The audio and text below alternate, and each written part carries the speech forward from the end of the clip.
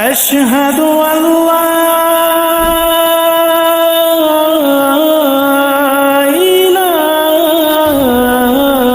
إلا الله.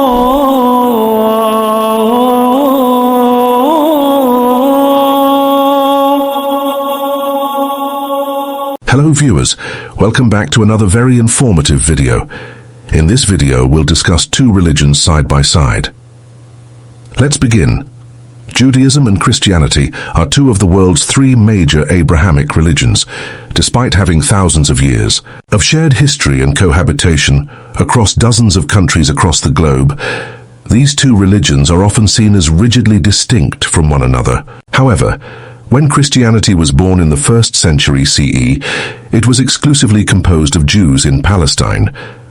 Yet in the centuries that followed, as the young Christian faith spread across the Greco-Roman world, the Christian community grew apart from its Jewish roots. Before long, the two faiths were perceived by each other and by others as distinct religions. When did this happen and under what circumstances? In this video, we will attempt to find the answer to this question. In this journey, we will uncover how the Roman Empire influenced the two faiths, how they came to perceive each other, and how they kept in contact with each other. Welcome to our video on how Christianity and Judaism went their separate ways, all while singing the same Song of Songs.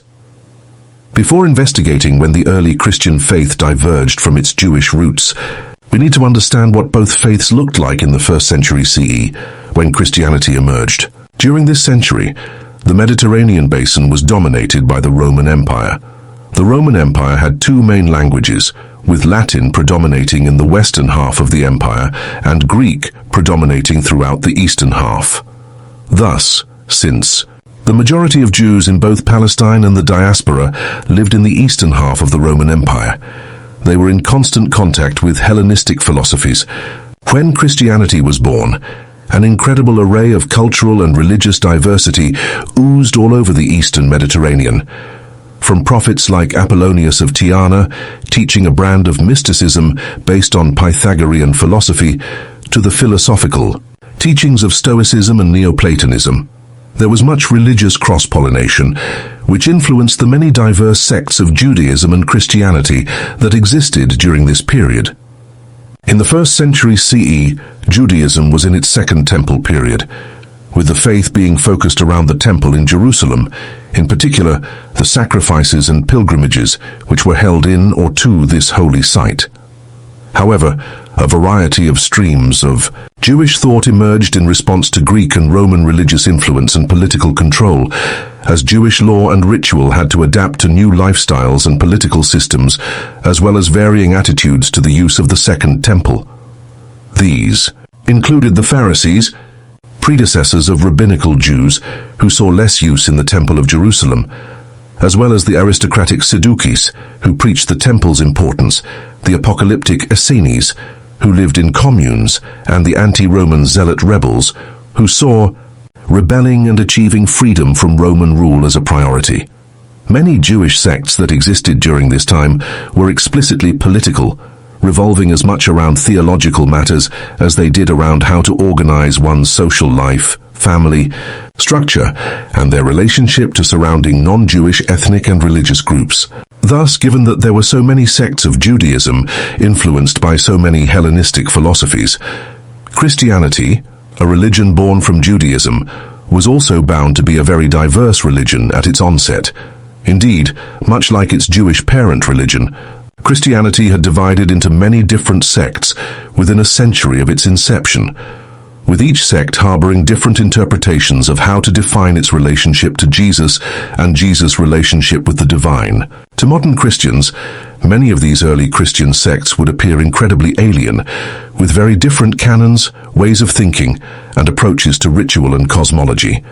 These developments were taking place in a time of increasing religious diversity in the Roman Empire, as new faiths like Gnosticism and Mithraism grew popular within certain sects of society, coexisting with the existing pantheons of Rome, Greece, Egypt, and Mesopotamia. During this time, Christianity and Judaism were just two among many regional cults that existed throughout the empire. Oftentimes, Roman state policies from this era lumped the two religions together.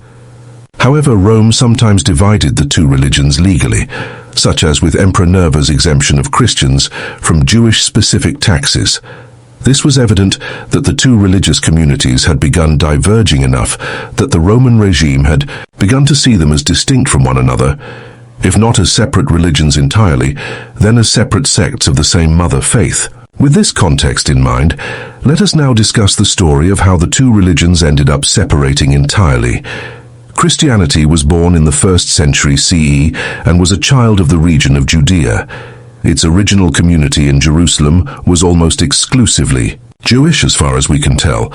However, the faith began to spread and non-Jewish people began to practice and join in Christian rituals. Things like this had happened before. Even before the emergence of Christianity, there had been Gentile pagans who were sympathetic to Judaism and practiced aspects of it without fully converting to Judaism. However, the role of Jesus as the Messiah complicated religious matters because it was unclear if he was a universal or a Jewish-specific Messiah. Thus, many schools of thought existed within the early church on how non-Jewish converts should be integrated into the Christian faith. Some groups insisted that non-Jewish converts to Christianity had to practice the rite of circumcision and observe Jewish law in order to practice Christianity. Thus, as Christianity spread to new places like Antioch, more Gentiles started to join in the movement, and there was increased friction among the young Christian community as to whether these new non-Jewish converts' lack of adherence to Jewish law excluded them from the faith.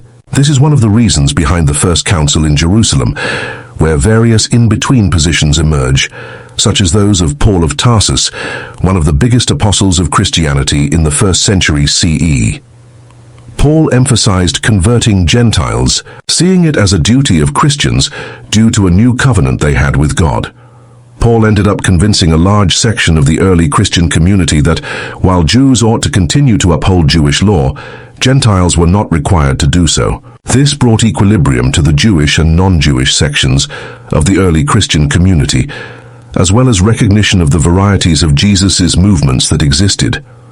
While scholars debate as to whether it was Paul himself who began the emphasis on Jesus as a Messiah not just for Jews but the whole world, it cannot be argued that his writings reflect these early divisions that would play a role in the divergent paths of Judaism and Christianity. At the turn of the 2nd century CE, a series of massive upheavals changed the Judeo-Christian world forever. These were the Jewish revolt of 66-64 CE, the Kitos War of 115-117 CE, and the Bar Kokhba revolt of 136-138 CE, which ended in the brutal depopulation of Jews from Palestine. During these revolts, Christian groups began to diverge from the Jewish community in the eyes of the Romans, due to the aforementioned revolts happening mostly within the Jewish community, with the Christians largely staying out of it.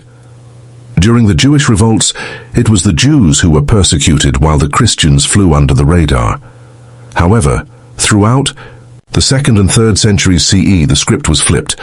Now it was Christians being persecuted and Jews escaping Rome's notice. During this time, Jews were often exempt from the persecutions that the Roman government inflicted upon the growing Christian community, further emphasizing how the Romans had come to see the various sects of Judaism and Christianity as two separate faiths. However, sometimes the two were still persecuted together, alongside other groups like the Manichaeans.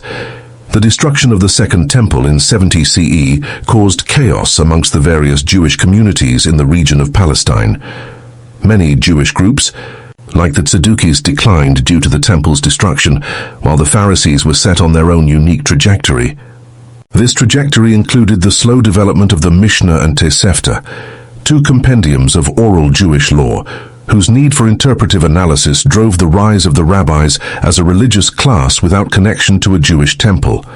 As these Jewish communities evolved and changed, some of them began to critique Christianity vocally, seeing it as heretical in nature.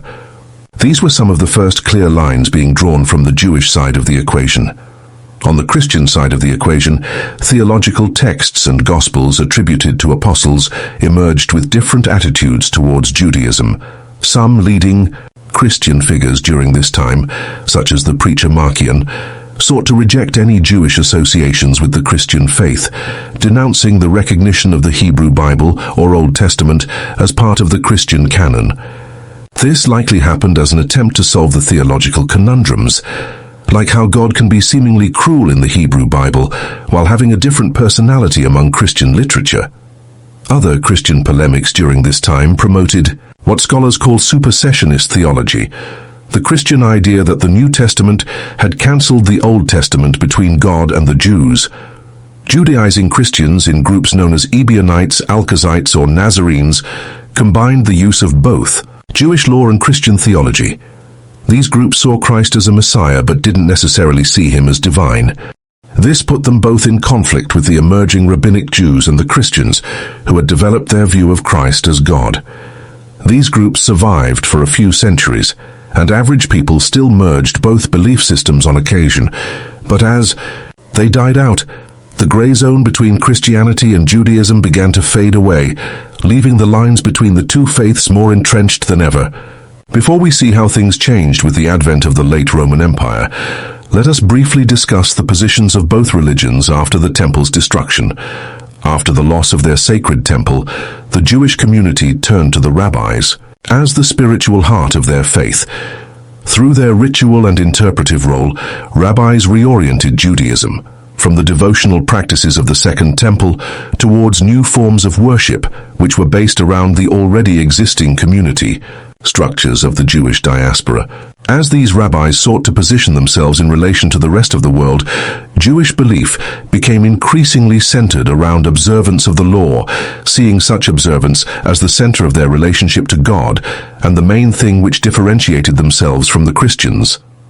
For instance, some texts in the Talmud, the compilation of Jewish law that is the foundation of rabbinical Judaism, compare the purity of Jewish beliefs to the purity of virgin women, which they juxtapose by comparing Christian beliefs to a brothel.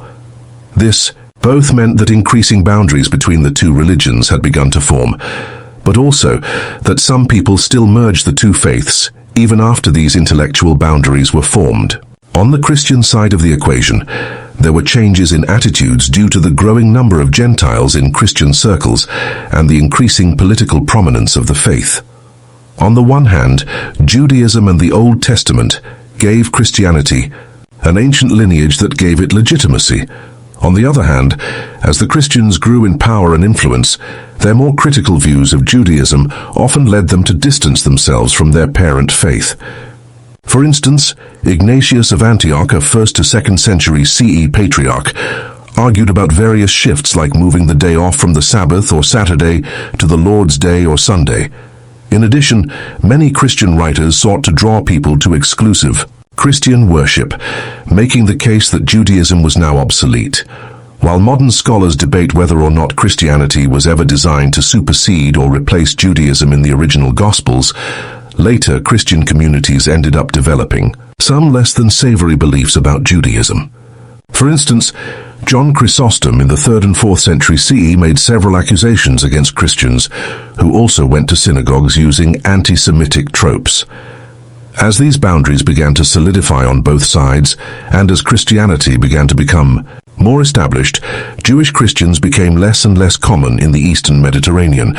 Thus, the fascinating sects of the Ebionites or Alkazites began to dissipate.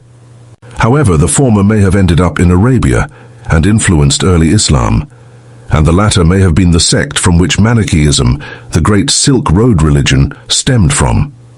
By the 3rd and especially the 4th centuries CE, Christianity and Judaism had built distinct foundations which divided themselves from one another. Moreover, the political evolution of the Roman Empire during these centuries served to drift the two siblings further apart. The adoption of Christianity by the Roman Empire was truly the cusp of an era. It was Emperor Constantine who legalized the Christian faith, so his stance towards the Christian religion is fairly self-evident.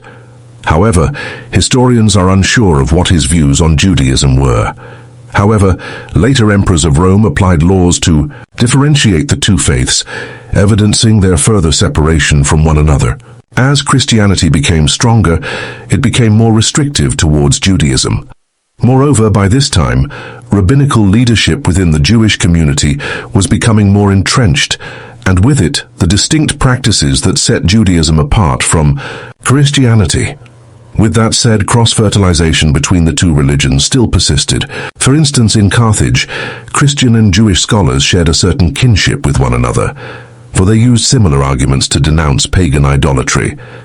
In addition, archaeological research in the Roman provinces of Palestine during the 3rd and 4th centuries presided over a surge in the building of churches. Jewish synagogues were still being built in the region as well, showing us that the two communities continued to live side by side. The aforementioned comments by John Chrysostom also suggest that some Jewish-Christian hybridization continued even as late as this period. However, it seems that Jewish Christians were mostly extinct as a community distinct from both their siblings by this period. The following centuries show that the divisions were finalized, despite debates and discussions between the two faiths, for now they saw themselves as separate from each other. By the 6th and 7th century, another Abrahamic sibling had appeared, Islam. Due to Christianity's role in perpetuating anti-Semitic sentiments against Jews, the coming of Islam was a relief for many communities in the Near East. The Islamic conquests took control of the Near East and caused social changes, but it is obvious from how the notion of the people of the book, who were afforded certain rights due to common Abrahamic origins, or al-Kitab, developed, that Jews and Christians were their own separate groups by that time. These distinctions would continue to grow as both faiths continued their odysseys through history. And so it was that Jewish and Christian communities were split up fully, the former in distinct communities shining like diamonds on the world map, the latter like fields of flowers spreading like a sea over the planet's surface. Within the larger Abrahamic family, both Christianity and Judaism shine alongside their siblings like Islam, the Azali and Baha'i faiths, Samaritanism, Mandaism and Rastafarianism, all rife with intellectual vibrancy and rich histories which spring from the same intellectual water springs of Jerusalem. This commonality is perhaps best described by some of the oldest sacred and erotic poetry, the Song of Songs, attributed to Solomon, in which Christians and Jews exclaim, "Place me like a seal over your heart, like a seal on your arm." For love is as strong as death, its jealousy unyielding as the grave. It burns like a blazing fire, like a mighty flame. More videos on religious history are on the way. To ensure you don't miss them, make sure you are subscribed and have pressed the bell button.